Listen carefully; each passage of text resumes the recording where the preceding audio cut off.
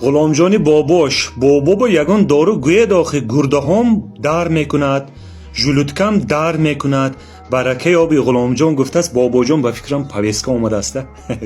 شوخی بابا جان، من خودم این خیلی بچه شوخی هستم. هیچ وقت درد نبینید، 100 ساله گذرید ان شاء الله خداوند یکتا یگانه.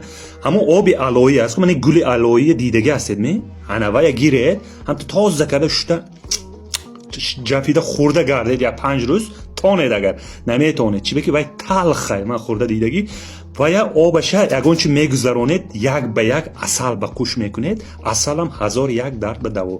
هر دوشه دل گوش نبد. سحر یک قاشق میده، عبید از بیگانی یک قاشق میده میخورید. 5 روز خورید غلامجان به رحمت میگوید.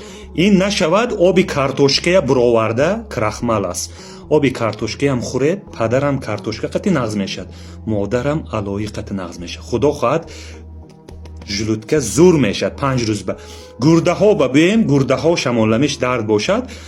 مکه است که پوپک مکه را جوشانده خوریدم شمالمیش میگیرد. این در زورش شپونیک سرخچه اینم من تیار کرده میتیم میخورن.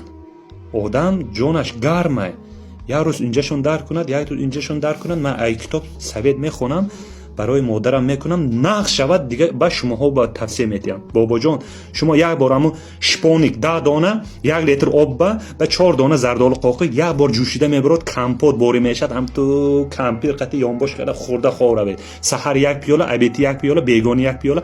خدا خواهد 1 هفته خوره غلامجان کافته یافته رحمت میاد. یک تا دعا میکنه بابا اینا بگو یک تا پادپیس که پارتوت من 300 سومون تیار کردگی برای پادپیسشکو. غلامجان 93 ولایت سو ناحیه ظفرآباد، بلاگر ادین به تاجیکستان هم به وقت پیش بابا